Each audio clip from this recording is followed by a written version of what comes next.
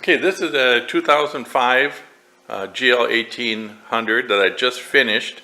This one is actually was one of my bikes, and I sold this to a customer. So this one is actually going to go into storage here for a little bit until we can get this transported to the new owner. This is one of three salvage bikes I bought a couple months ago. I bought a 2003, this 2005, and a 2007. I kept the 2003 for myself, and I sold my 01. And the 2003 is black and chrome. This one is this really pretty red.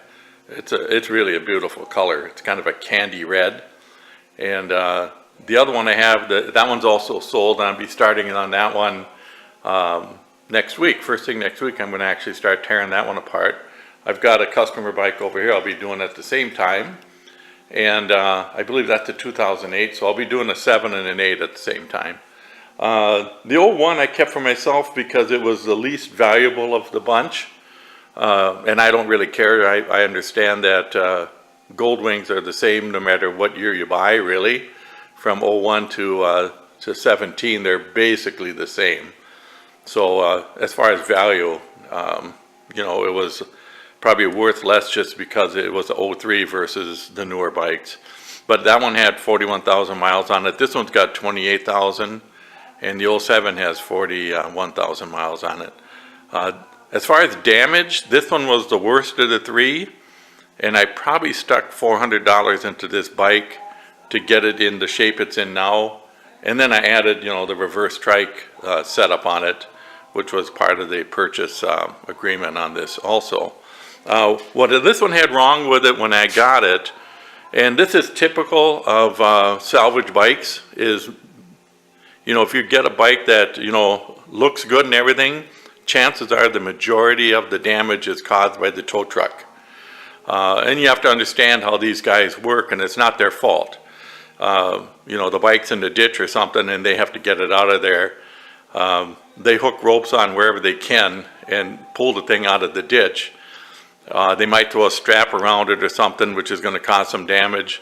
So the majority of the damage on a bike like this is cosmetic, and it's caused by just the way they're handled. And like I say, I would never blame the tow truck drivers. They have a hard job to do. They got to get it out of the ditch and get traffic moving and that kind of thing. So they do whatever they have to do to get the thing, you know, out of that location.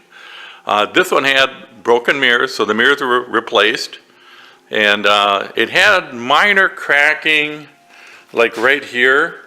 There was a crack, and then up here there was a crack. And that's from putting a strap around the front and lifting it that way. The handlebar on this side was broken off. That handle on the seat was broken off. Pretty easy to fix. I just replaced the handlebar and put a couple new bolts in there. The handle was fine, it was just the bolts were broken off. This one had aftermarket rims on it. They were black. The crash bars were black. I didn't like that at all, and the owner didn't like it. So those have been replaced with the standard chrome. Those are brand new crash bars. The foot pegs had some grinding on the bottom, so I put Kuryakin foot pegs on there. The side covers were missing, the chrome cover there, which is typical.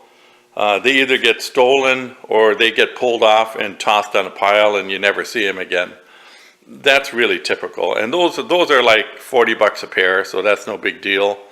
The worst ones to be missing are these side covers right here. Those are like 100 bucks a piece. I don't know why. It's the most one of the most expensive parts on the whole bike.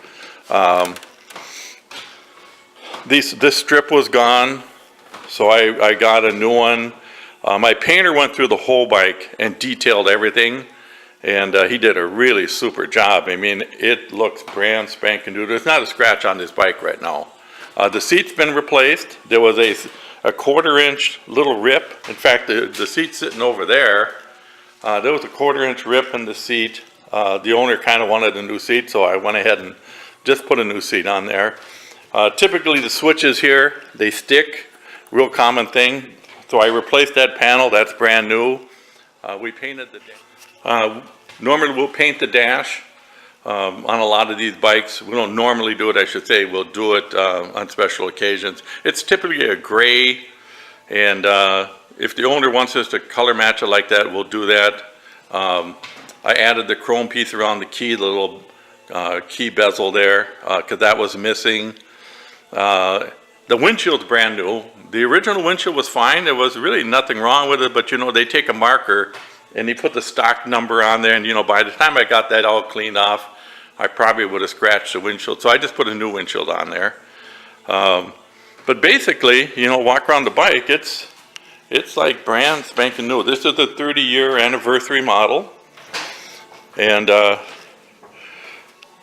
you know, it looks good. It's got a lot of, it's got an auxiliary cigarette lighter out plug here. There's another one in the side pocket there, which is really handy for charging up cell phones. If you're using a cell phone for navigation, you can keep plugged in there. You know, and some of the sides here, you know, the black parts, I painted those just to kind of give it a little bit of a dressed up appearance. There's plenty of lighting on here. As you can see, there's edge lighting on the hood.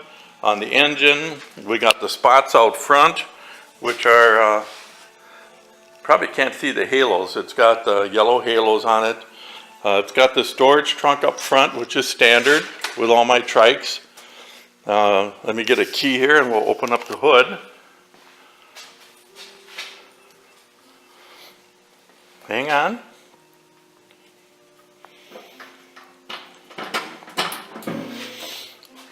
So here's the storage up front, which is pretty big. You can put, what I use it for on my own bikes is that's where all our rain gear goes. Our jackets, all our rain gear, our boot covers, all that goes in here. Because it's one of those things you don't, the only time you go in there is when it's raining. So you're not constantly opening the hood and stuff. It's a lot more convenient to put your other items in the saddlebags. These pans come right out. So you can get at the electronics. There's some wiring in there. You can see the extra radiator, that's standard. Other people doing reverse Trikes right now, they're having a lot of trouble with them overheating, which I knew would be an issue because these bikes tend to get warm even when they're not converted. So I've always put the third radiator in there, and that eliminates any possibility of overheat. But as you can see, this is basically a brand new bike. It's got a car tire on the back, and the rim's been replaced with a powder-coated silver, which is pretty much a standard thing I'm doing now. I take the rims and powder-coat them silver because they're a lot easier to clean. You can just clean that with a sponge. You don't need to scrub them. The powder coat works really good. Just changed oil in this one, which I normally don't do. You know, that's kind of an owner thing, but because it's my bike and I sold it, I want it to be pristine, so I changed oil, new filter, the whole works. So this bike is ready to go. Maintenance-wise, there's zero maintenance on the build. Everything I use is automotive parts. They're rated for 90,000 miles on a car. So you can pretty much double or triple that because of the less loading that you put on, this kind of deal. The spindles and everything are all Mustang 2, Chevy 2. If you didn't know that, Chevy 2, Nova, and Mustang 2 basically use the same parts. It's just something to know. The bolt patterns are different. I use the Mustang because it's a 4.5-inch bolt pattern. But anyway, brake pads will last a couple 100,000 miles, so there's zero maintenance. And that's one question I get is, when do I have to have it aligned? And I said, well, if you hit a moose, then do it, otherwise never. The alignment's pretty much a permanent thing. And tires are all automotive all the way around. I'm running 24 pounds in the back, and I run about 17 pounds in the front. And it's amazing.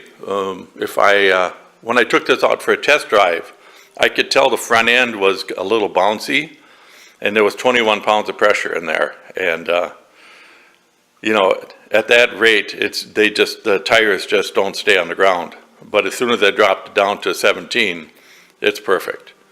And if you think that's really low, check with Can-Am. They recommend 12.5 to 17 max. And you know, you're not really applying a lot of weight on the wheels, so consequently you run much lower pressure. You know, just because it says maximum pressure on the side is 32 psi doesn't mean you run 32 psi. You won't even be able to keep these things on the road if you run that higher pressure in the front. It makes that much of a difference. In the back, 24 psi is about right. I've run 26 on mine, and we ride two up and everything, pulling a trailer, and I get a little center wear at 26. So 24 seems to be pretty good, and so we're kind of sticking with that right now. And average life on the back is about 30,000. The front can be 30 to 50, depending on where you live and how much cornering you have to do and that kind of thing.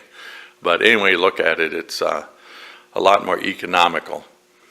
So anyway, this one is done, and I've got a 2018 that I'm doing, which is the only reverse trike 2018 in the world right now, and that one's basically done. All the parts are at the body shop getting painted, so I'll be putting that one together next week, and that'll be done. So I'm kind of interested to see how that one's going to look when it's all polished and done. So that's the end of this build, and we'll continue with more later. Thank you.